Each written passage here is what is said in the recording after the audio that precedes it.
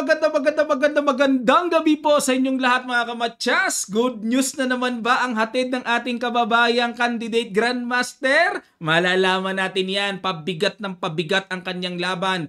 Round number 9 ang kaharap niya, International Master Artyom Strybuch ng Russia. Siyempre po, last 2 rounds na lang kaya pabigat ng pabigat. Sa end part po, mayroong mensahe ang ating pambato at malalaman natin ang standing nila. Okay? Ang ginawa ni Denden, nag-E4, C5 si Artyom, ayun, close Sicilian, pero nag-D4. Medyo tricky yung opening sequence ni Denden, ano? Kasi ito po ay close Sicilian, yung ganyan eh. G3, Bishop G2, pero dini-D4 din niya. Hindi nga lang naka Knight F3 ang sequence, ano? Knight F6, Bishop G5, ayun, tinirahan niya ng medyo aggressive yung ganitong opening eh. Bishop E7, F4, ayun. Richer Rouser variation ang pinasok. Bishop D7 at nag-Knight F3, ayan, para may balak na mag-E5 mamaya o kaya simpleng capturein yung Knight na maiirita ang black na tipong babagsak ang D6. Nag-B5, ayun, para mag-B4 at mabitin ang pawn sa E4. Nag-E5 na. Ganda ng opening ni Denden, mukhang energetic, nakaka-pressure, ano? Nag-B4, nakipagsabayan po at kinapture. So, bookline na bookline pala ito. G takes F6 at nag-Bishop H4 atras. Nag-Rook G8, ayan, para makailag na sa mga pressure ng pin. King B1, Rook B8, Bishop D3 at yan ang bagong kumpas ni Denden. Novelty mga kamatsas, yun nga lang, hindi nagustuhan ng computer engine ang new move. Ang mga old moves na dito ay H3, G3, Bishop takes A6, Bishop F2, Bishop C4. Ang dami na palang na-try sa posisyon na to. O, pero balik tayo dito sa novelty. Bishop D3, nag-D5 at nag-A3. Ayun, para walang mga Bishop B4 mamaya o kaya Knight B4. Nag-A5 naman. Ayun, bad move si Artyom. Dapat daw ang tira Rook G4. Ayan. Pero dito mga kamatsas, balik tayo. What if Rook takes pawn? Maaring maitanong natin yan kasi nga, libre yan di ba? Mag-Rook HG1. Ayun. Nasa isip ko lang dito, tipong Bishop G3 na tipong makukulong yung tore, no? Pero ito pala mas malakas. Sasalubungin ng ganyan, capture, pero may mga sundot doon. Nakakatakot nga yan, mga kamatsas. Okay, alam na natin, ano?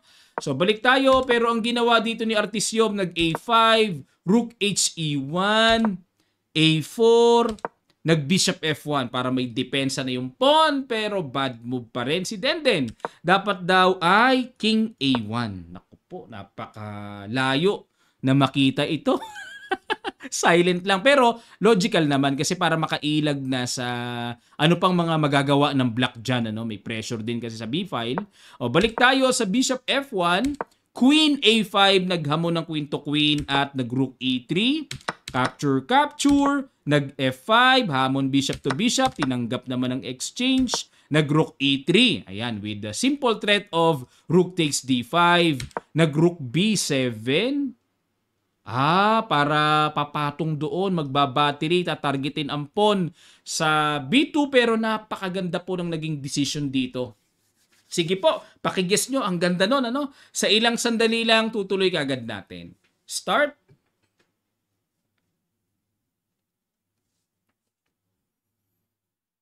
Maraming salamat po mga kamatsas. Hindi natinag ang ating kababayan. Rook takes D5.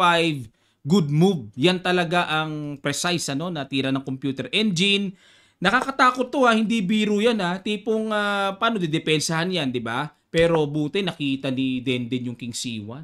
Okay lang ipakain yung pawn sa B2 kasi may Bishop C4 naman. Yan ang mga binibiling tira, no? Kailangan makita yan na tipong kung check lang, angat lang Okay lang. Check, angat lang.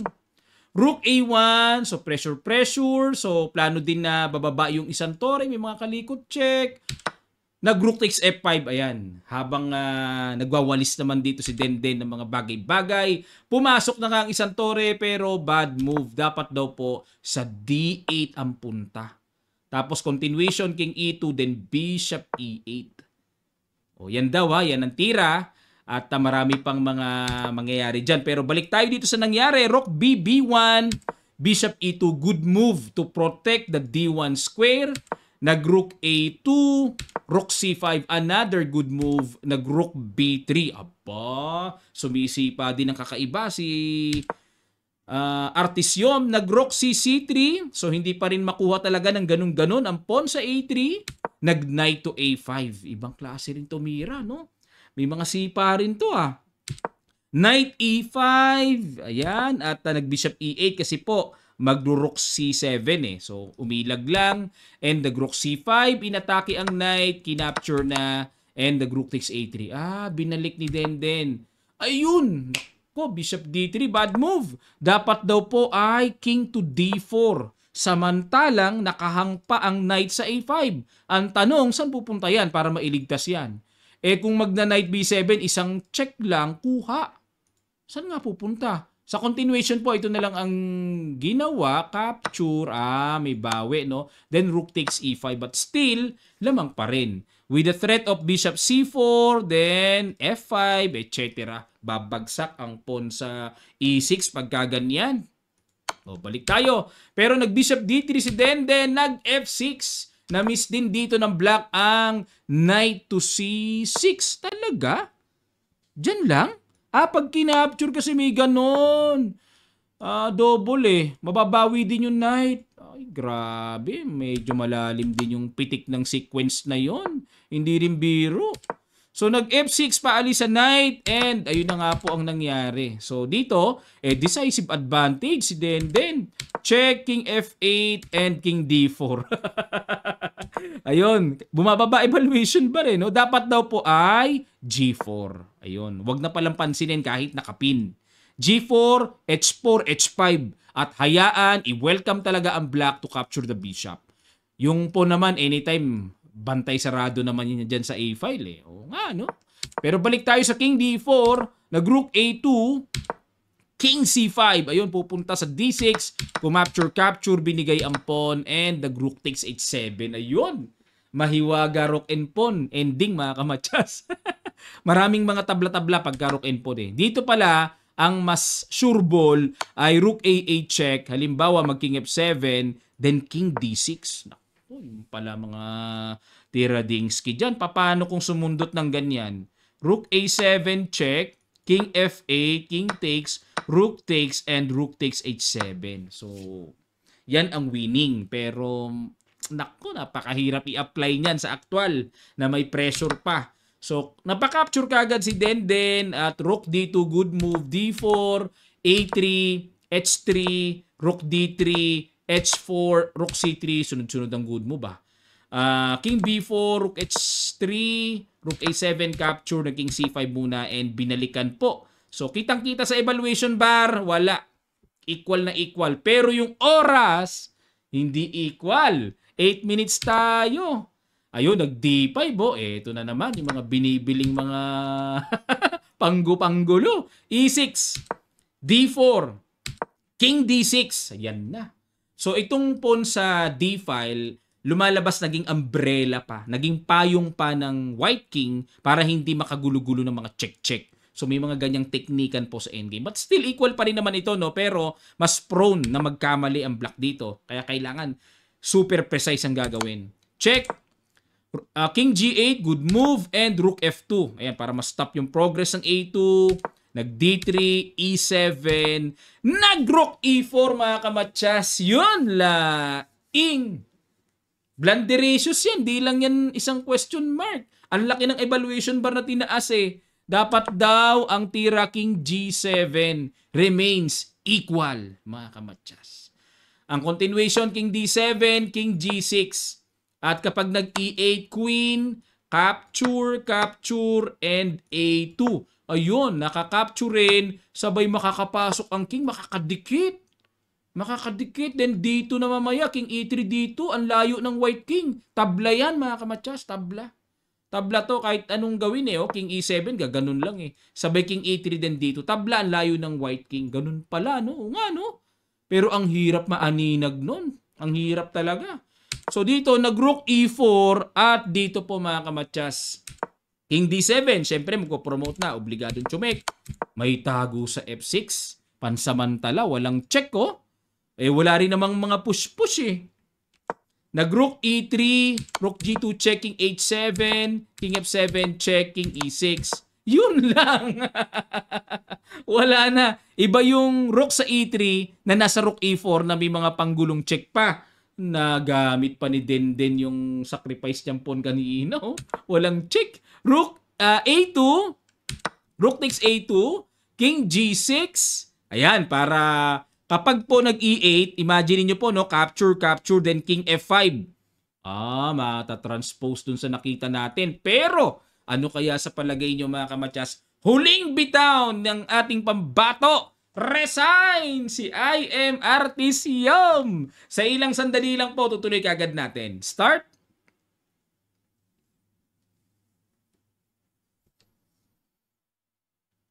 Maraming salamat po sa inyong mga effort. Congrats sa nakakita ng Rook F2. Congrats sa ating kababayan. Boundary muna, bakod muna. Hindi maka-King F5 oh. Malaki pala pinagkaiba na nun. No, may tempo pinagkaiba eh. So dito po nag-resign na. Bakit? Wala eh. Walang tira eh. Pag nag-Rook E2, kakapturein lang yan. Then Queen, check, kuha. So anong gagawin? Halimbawa kung mag-King G5 naman dito, E8 Queen.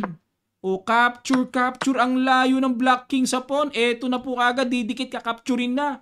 Ang layo nakakat off. Genius! Ganda! Pero dito ang naging factor talaga mga kamatsas, marunong talagang kumapa ng nerve ang ating pambatong si Denden eh. Naramdaman niya siguro, no, nagpapanik or nape-pressure talaga yung itsura nito nga kalaro niya dahil yung oras kaunti na eh. Yun ang kagandahan ng laging lamang sa oras mga kamatsas. Kakampi mo ang oras, hindi mo kalaban. Kasi ang time control kasi, pwede mong maging kakampi, pwede mong maging kalaban. Eh, nung ka na sa kakampi. Ayun, ito po mga kamatsas, ang standing. Silipin natin kung tapos ng lahat at nang makita natin dito mga... Ayan, dito muna tayo sa results. Nagtablahan sa top boards. Okay, ko ganda. Ang ganda. O, tingnan natin ang standing mga kamatsas ha. Standing after... Ay, wala pa. Wala pa, no? Pero tingnan natin.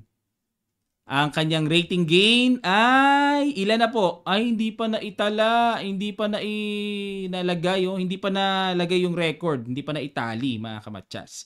So, ibig sabihin, bukas pa natin makikita ito. Siguro may mga naglalaro pa sa lower boards. At hindi pa tapos lahat. Ayun. Hindi pa na-encode eh. O, ganun pa man, congratulations sa ating kababayang si Candidate Grandmaster Daniel Quezon. 7 points na siya, no? At yung mga nasa taas, ayun, may mga 7 points din dyan kasi nagtablahan eh.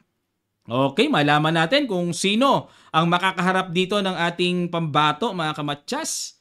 Maganda yan. Bukas na lang natin titingnan. To-follow ko po yung posting natin ng details ng kanyang pairing, standing. Bukas, God willing po, no, sa ating Facebook page Kamatsas. Po-post din natin sa YouTube community natin. Okay? At ito po ang mensahe ng ating candidate Grandmaster Daniel Quezon. Panoorin po natin. Panalo po ako, Coach Kapatyas. Salamat po sa Diyos. Okay! Ang haba ng sinabi. Ganyan lang po kasi si Den eh. Napakatipid magsalita. Tahimik lang pero mamaw maglaro. Congratulations sa iyo, Den! At siya po ay talagang makadiyos po talaga. Lahat ng kanyang mga laro, laging nananalangin muna siya. Napakaganda nun mga kamatsas. Kasi ang Panginoon ang nagbibigay sa atin ng kalakasan eh. Sa lahat ng mga bagay na biyaya, di ba? Yung kanya pong mensahe pagkatapos ng laban, lumabas sa playing venue, nag-video siya na ganon. Ayun! 5 seconds lang, ang haba nun din. Pero ganun pa man, congratulations, tuwang-tuwa ang Philippine Chess Community sa iyong performance. 2 rounds to go mga kamatsas! Dalawa na lang. Baka siya pa mag-champion pag nagtuloy-tuloy. Why not, no? Outright Grandmaster kagad, mga kamatsas. Sigurado, pataas ang rating gain niya dito. Malalaman natin bukas, mga kamatsas. Hindi pa kasi naka-encode yung mga scores pa na iba eh. Kaya wala pa tayong makitang datos. Okay, maraming salamat mga kamatsas. Magkita-kita pa tayo sa mga susunod pang chess updates.